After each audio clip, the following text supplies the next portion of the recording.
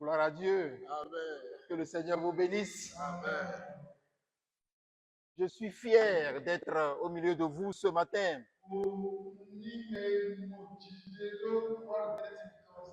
et de bénéficier auprès de vous cette fête merveilleuse que nous célébrons ensemble.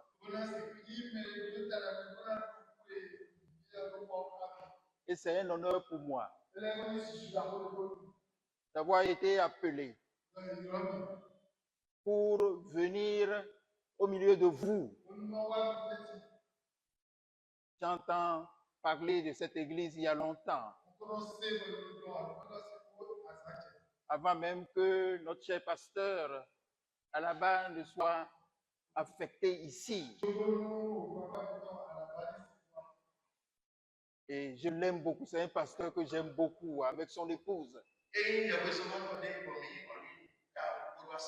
Nous avons travaillé ensemble et le Seigneur s'est manifesté au milieu de nous.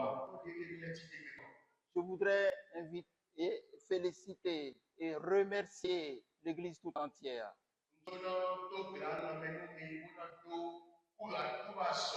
Le Seigneur est en train de faire de grandes choses au milieu de nous.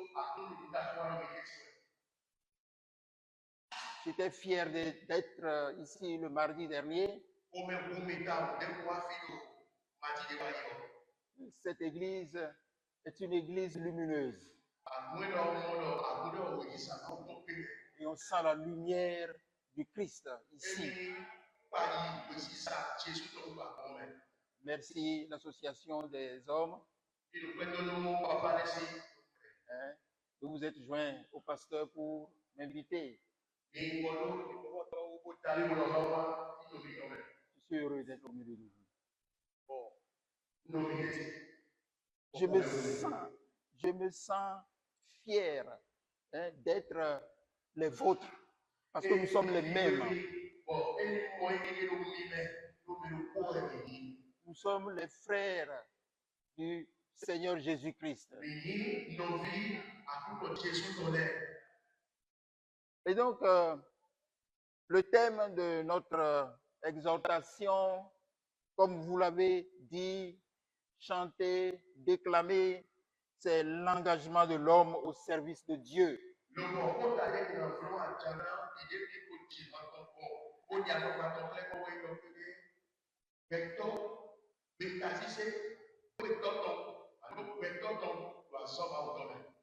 peux vous rassurer d'une chose.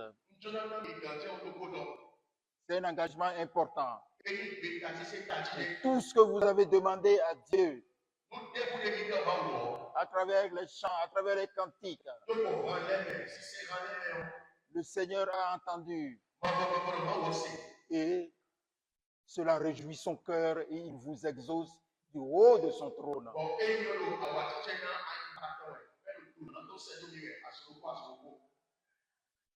Et donc, nous allons lire la parole de Dieu dans Josué, le chapitre 24, du verset 14 au verset 16. Je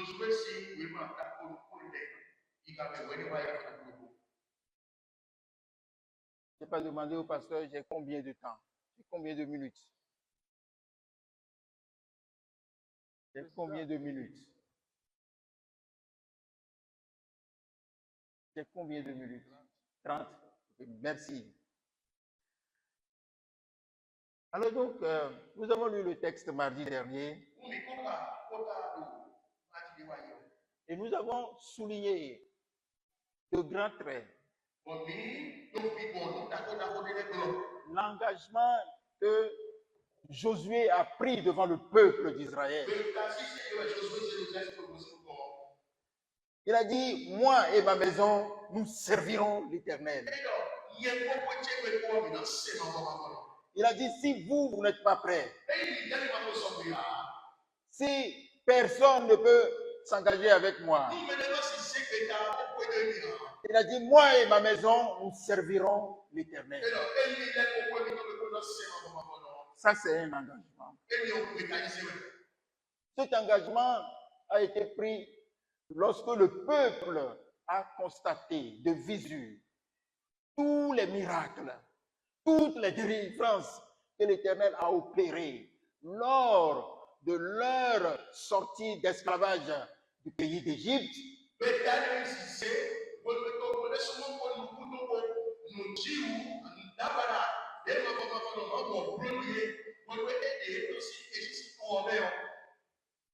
Ils ont dit, l'Éternel nous a fait de grandes choses.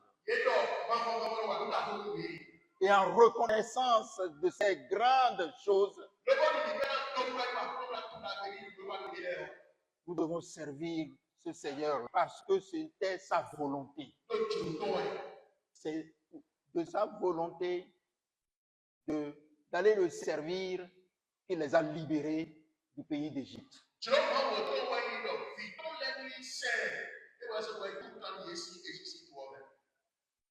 Nous aussi aujourd'hui, nous avons obtenu de Dieu un grand salut.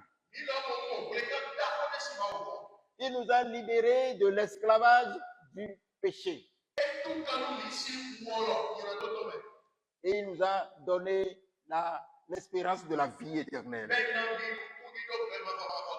Il a fait de nous un royaume de sacrificateurs. Un peuple de leaders pour gagner le monde. Et il nous a transféré la plénitude de sa puissance. Il nous a transféré la plénitude de sa puissance.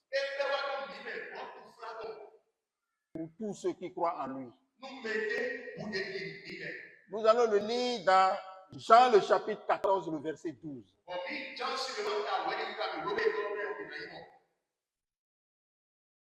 Le Seigneur Jésus disait, en vérité, je vous le dis, celui qui croit en moi fera aussi les œuvres que je fais. Et il en fera de plus grandes. Parce que je m'en vais au Père. Quelle grande puissance. Quelle force il nous a transférée. Pour tous ceux qui croient en lui. C'est un transfert de puissance.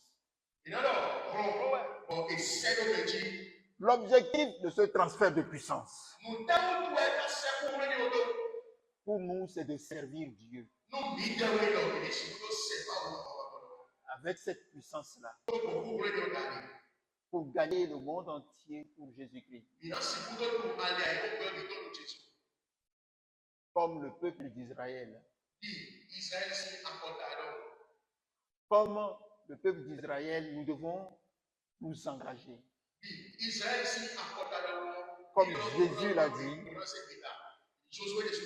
chacun d'entre nous, les hommes en premier, même les mamans, même les jeunes, même les petits-enfants, nous devons nous engager. Cet engagement est le nôtre. Quand la Bible nous dit, vous, petits-enfants, vous les avez vaincus. Parce que celui qui est en vous est plus grand que celui qui est dans le monde. 1 Jean chapitre 4, le verset 4. Il n'y a pas de petits enfants devant Dieu. Ils sont nantis, ils sont remplis de la puissance de Dieu.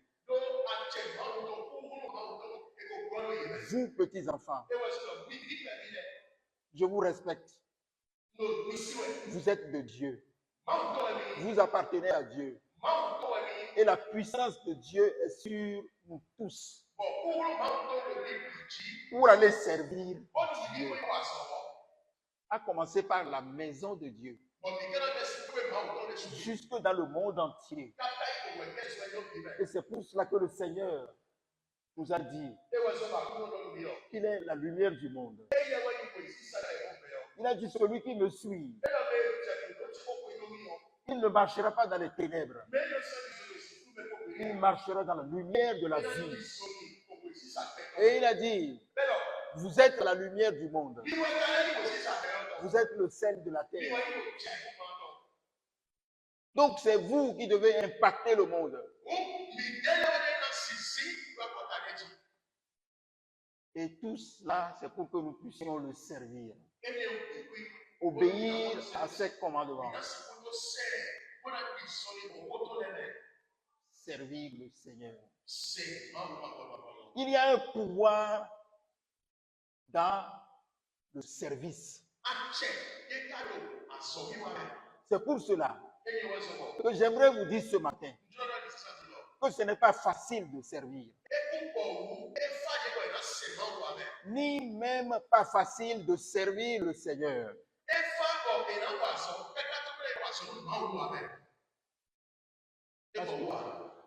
Les gens cherchent généralement le pouvoir. Ils cherchent la position. Les gens veulent qu'on les nomme. Ministre, président, etc. Mais ils ne savent pas la clé qui permet de pouvoir réussir à obtenir ces postes.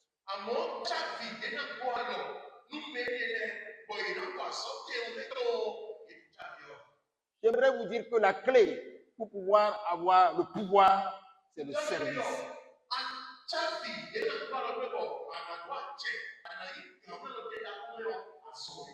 Un jour, les fils, la mère et les fils de Zébédée, ils sont partis voir le Seigneur Jésus pour aller négocier une position, même jusque dans le royaume céleste.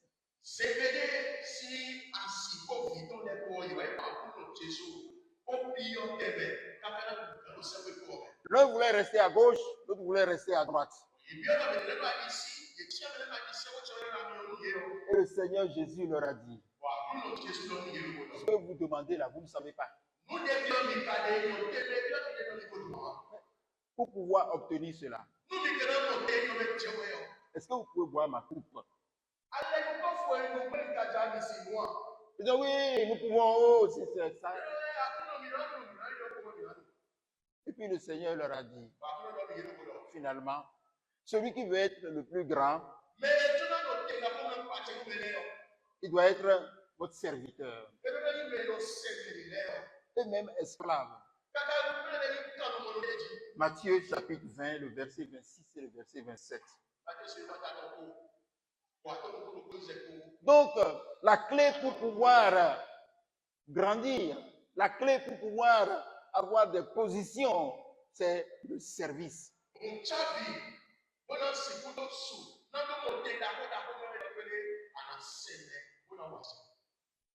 Alléluia. Amen. Oh, servir, ce n'est pas facile. Je vous ai dit tout à l'heure. Il faut avoir un cœur de serviteur pour pouvoir servir sans avoir d'amertume. Servir avec joie. Servir avec amour. Servir avec le cœur. Il faut une transformation.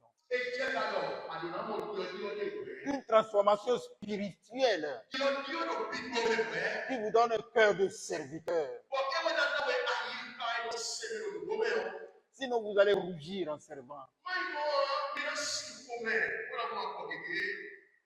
Donc, cette transformation, c'est le Seigneur même qui la donne.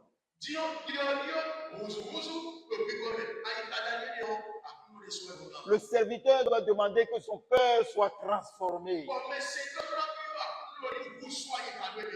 Et le Seigneur nous a dit que c'est lui qui nous change notre cœur de pierre. Pour nous donner un cœur de chair. Pour que nous puissions servir avec humilité, avec consécration. Lorsque le Seigneur nous donne ce cœur, nous pouvons servir véritablement. et nous engager pour servir le Seigneur. Et l'engagement, lorsque nous nous engageons, cet engagement également est un autre pouvoir.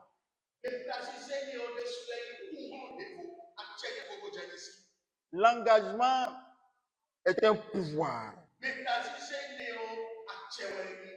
Quelle que soit notre petitesse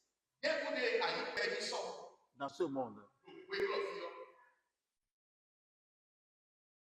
le pouvoir de l'engagement eh bien, peut nous accompagner pour la réalisation de grandes choses.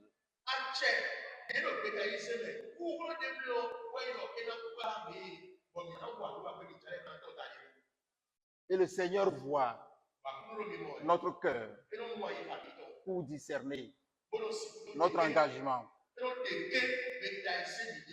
Lorsque nous nous engageons pour un projet, quelle que soit notre petitesse, nous déclenchons notre pouvoir de le réaliser.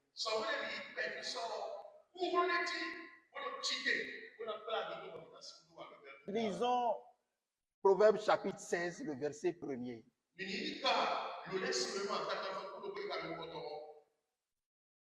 Si quelqu'un le trouve, il va nous le lire. Proverbe chapitre 16, le verset 1er.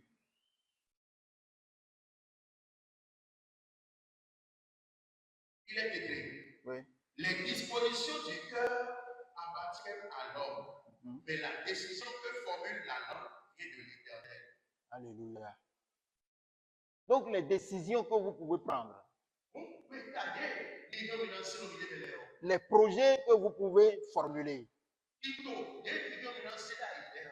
ça vient de votre cœur, de ce que vous avez résolu de faire. Mais la réponse, les ressources, tout ce qu'il faut pour que cela soit réalité, ça vient de l'Éternel. L'Éternel regarde dans le cœur de l'homme pour voir ce qu'il est déterminé à faire. Et il vient à son secours. Et tout d'un coup, vous allez voir que ce que vous avez résolu de faire, les moyens, les ressources arrivent pour vous aider à le résoudre. Parce que l'homme a été créé à l'image de Dieu, créateur du ciel et de la terre. Et nous sommes en vérité co-créateurs avec Dieu dans ce monde. Parce que le Seigneur lui-même, il a dit, dans Job, le chapitre 41, le verset 2, il dit, sous le ciel, tout m'appartient. Alléluia. C'est lui qui nous donne les ressources. Je conçois des projets que moi je réalise dans mes entreprises. Et lorsque je fais mes projets, parfois je ne sais pas comment j'arrive à réunir toutes les ressources nécessaires pour pouvoir réaliser ces projets.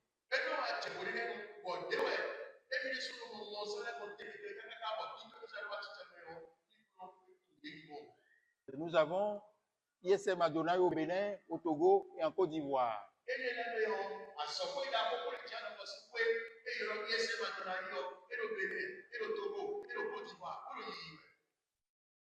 Dieu est grand. Et c'est lui qui peut nous aider à réaliser nos projets. Écrivons des projets. Faisons des plans à réaliser pour nous-mêmes, à réaliser pour Dieu,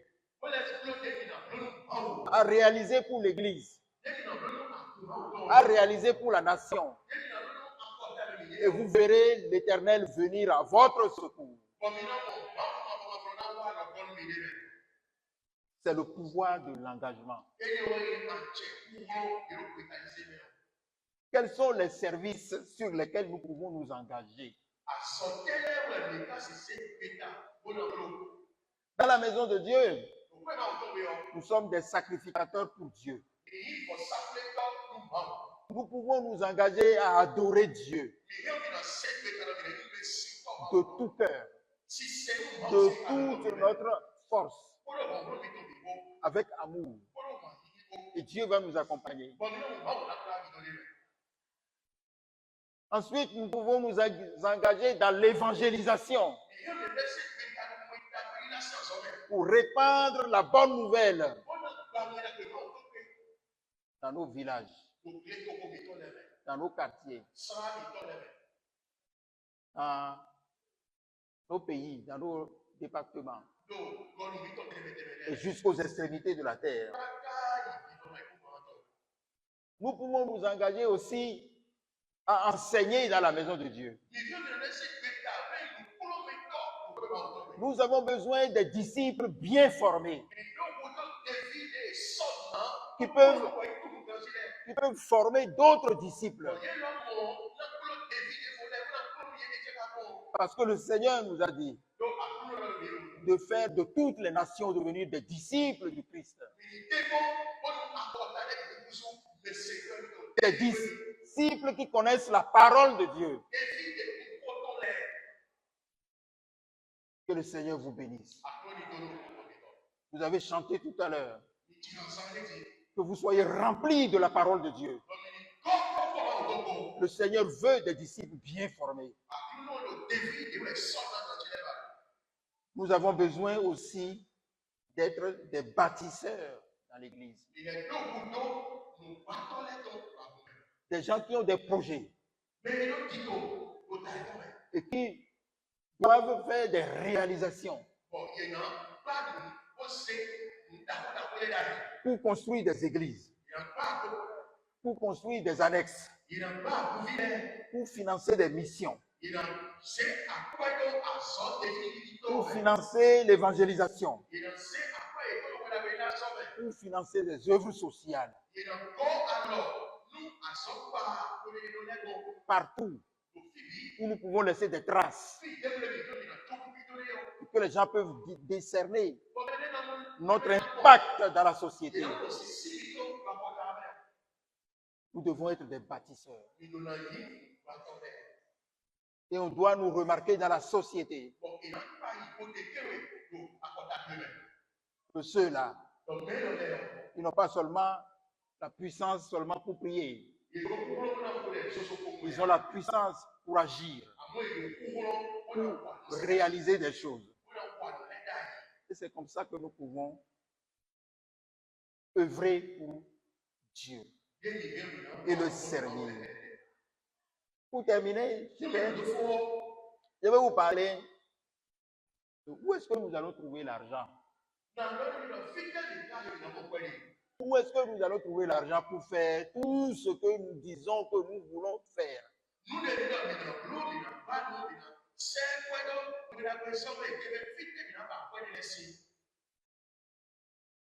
Il ne s'agit pas pour nous seulement de demander à Dieu, donne-moi de l'argent. Nous allons demander à Dieu, qu'est-ce que nous allons faire pour pouvoir avoir de l'argent?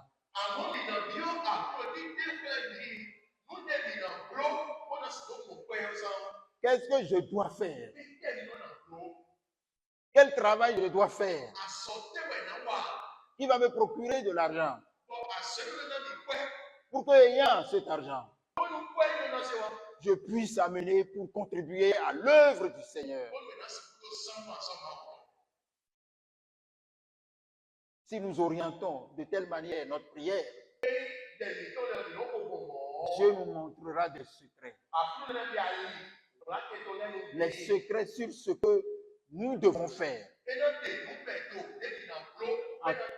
en tant que bâtisseurs.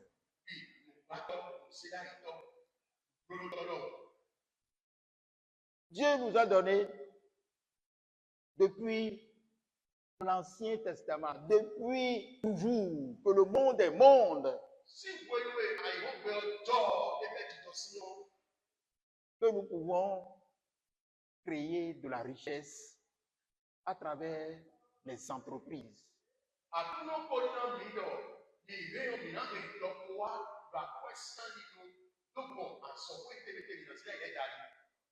Et il a dit que ce livre de la loi ne s'éloigne point de ta bouche. Médite toujours et nuit pour agir fidèlement selon tout ce qui est écrit. Et c'est alors que tu auras du succès dans tes entreprises. Et c'est alors que tu réussiras dans tes entreprises. Et c'est de là qu'en faisant les recherches, on a vu que les entreprises, ce sont les entités dont la mission sur la terre est de produire, de créer de la richesse et de créer des emplois.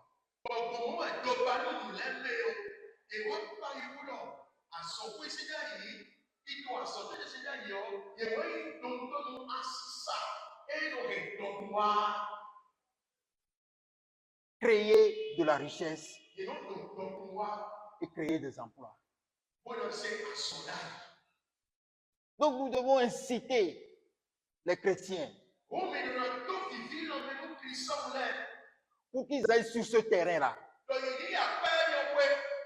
Le terrain de la création des entreprises.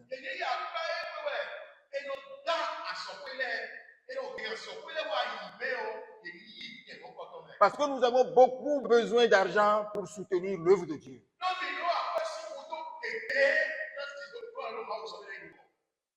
Laissez-moi vous donner, partager avec vous un secret de la création d'entreprises.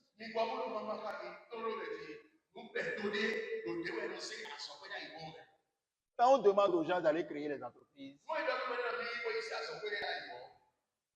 ils ont peur. Et ils disent, nous n'irons pas là-bas. Parce que c'est le monde de l'incertitude.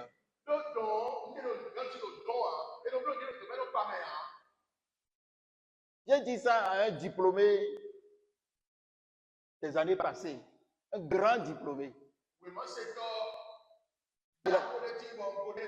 Il a fait ses études en France. Terminé. Et je lui ai dit, nous irons créer une entreprise. Il a dit non, non, non. Il m'a dit non, non. Il dit ce qui est sûr. Il faut aller travailler pour l'État. Tu as ton salaire à la fin du mois. Et là, c'est sûr. Tu peux faire les calculs. Et je lui ai dit, ah bon? Mais l'entreprise aussi peut réussir.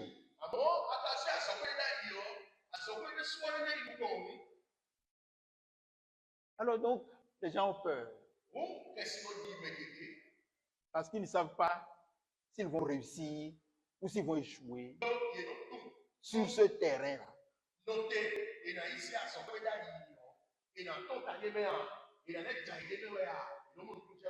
Pour ne pas échouer. Pour ne pas échouer sur le terrain de l'entreprise, il faut y aller avec un objectif.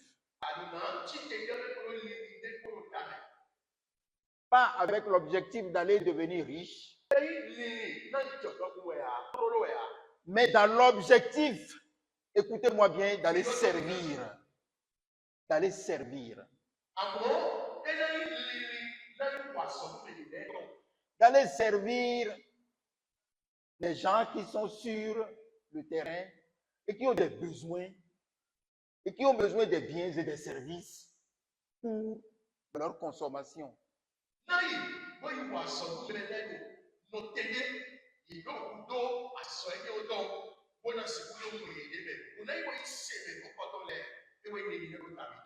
Et nous retrouvons la notion du service. C'est celui qui va sur le marché dans l'objectif d'aller satisfaire un besoin.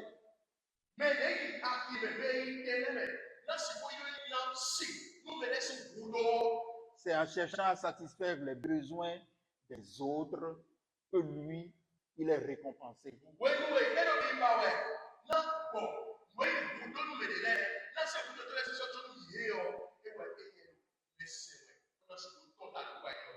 Un jour, un étudiant, un de mes étudiants, n'a pas trouvé du travail. Il est congolais. Il est au Congo. Et je suis parti là-bas. Il m'a dit qu'il n'a pas trouvé du travail.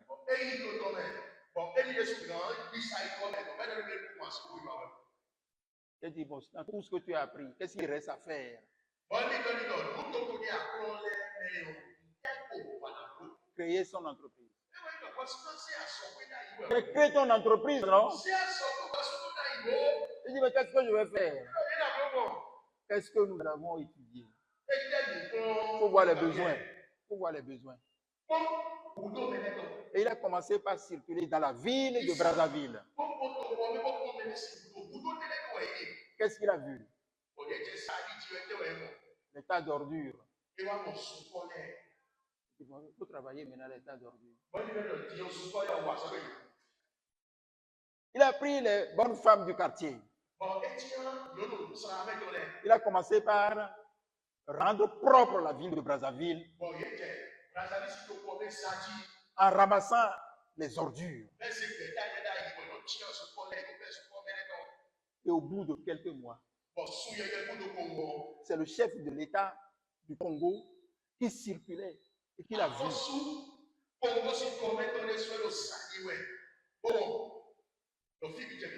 Il a dit, jeune homme, qu'est-ce que tu es en train de faire? Il a dit qu'il est en train de travailler. Il dit, mais qui t'a donné ce travail? Il a dit que c'est moi-même qui me suis donné ce travail. Il dit, où est-ce que tu as appris ça? Il a dit, j'ai appris ça au Togo. Dans un institut de ISM Adonaï.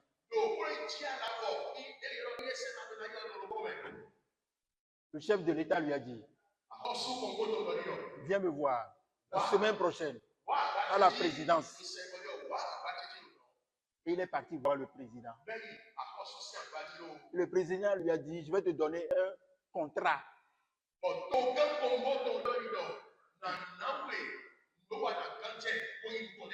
Non seulement pour Brazzaville, mais pour Pointe-Noire. Et il est devenu un grand entrepreneur. Mais c'est lorsque on cherche à résoudre un problème, à répondre à un besoin, que l'on trouve une entreprise qui permet de grandir. Que le Seigneur nous bénisse. Pour que nous puissions avoir des entrepreneurs qui vont à la recherche du besoin pour travailler. D'abord, avant de chercher à gagner de l'argent.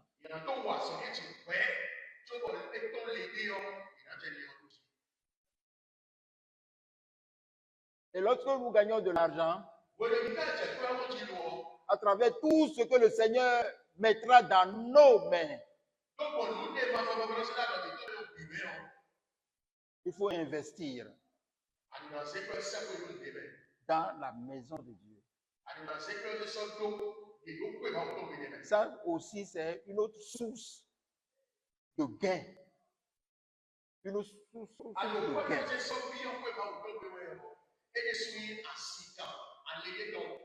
Investir. La Bible nous dit de semer. La Bible dit que tant que le monde subsistera, il y aura toujours les semailles. et il y aura toujours les récoltes. Lọ́wọ́ tí kúrú yà lọ́rùn láti jẹun. Et nous devons semer, Bọ̀mí lọ́nà tó nù. investir. Ewé yọ̀ ṣe pẹ́tù ṣe lóye rẹ̀. Alléluia. Amen. C'est celui qui investit qui réussit, qui récolte. Quels sont les domaines dans lesquels nous devons investir pour espérer gagner de l'argent? Dans les dîmes et les offrandes. Dans Malachie, chapitre 3, le verset 10.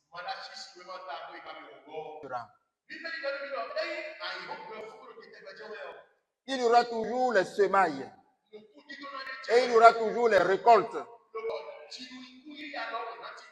Et nous devons semer, investir. Alléluia. Amen. C'est celui qui investit qui réussit, qui récolte. Quels sont les domaines dans lesquels nous devons investir pour espérer gagner de l'argent? Dans les dîmes et les offrandes. Dans Malachie, chapitre 3, le verset 10.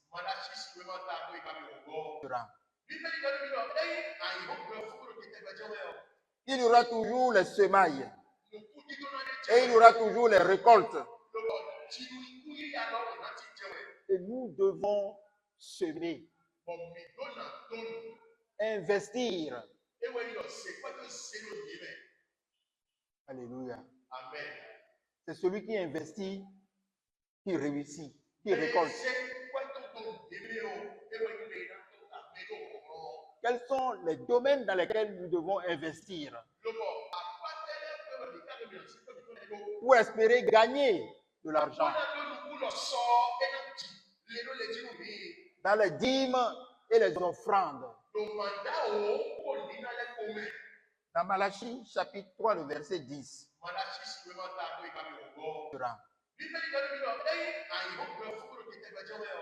Il y aura toujours les semailles et il y aura toujours les récoltes. Et nous devons semer, investir. Alléluia. Amen. C'est celui qui investit qui réussit, qui récolte. Quels sont les domaines dans lesquels nous devons investir pour espérer gagner de l'argent? Dans les dîmes et les offrandes. Dans Malachie, chapitre 3, le verset 10.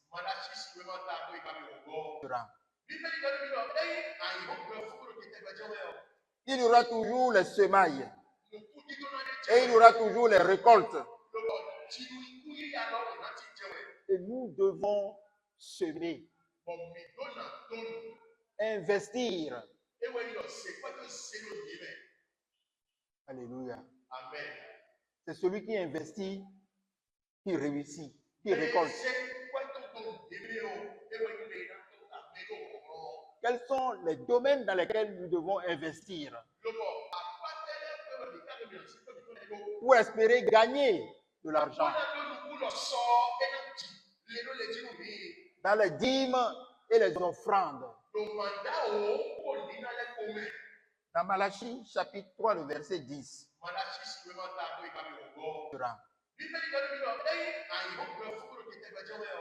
Il y aura toujours les semailles et il y aura toujours les récoltes. Et nous devons semer, investir. Alléluia. Amen. C'est celui qui investit qui réussit, qui récolte. Quels sont les domaines dans lesquels nous devons investir pour espérer gagner de l'argent. Dans les dîmes et les offrandes. Dans Malachie, chapitre 3, le verset 10.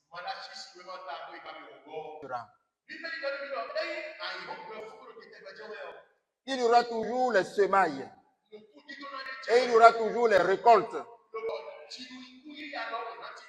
Et nous devons semer, investir. Alléluia. Amen. C'est celui qui investit, qui réussit, qui récolte. Quels sont les domaines dans lesquels nous devons investir pour espérer gagner de l'argent? Dans les dîmes et les offrandes. Dans Malachie, chapitre 3, le verset 10.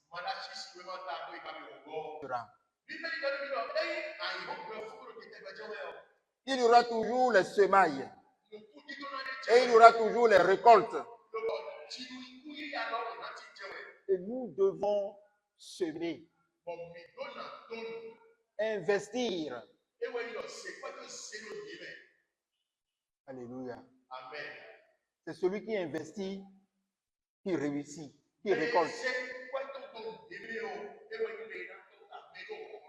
Quels sont les domaines dans lesquels nous devons investir pour espérer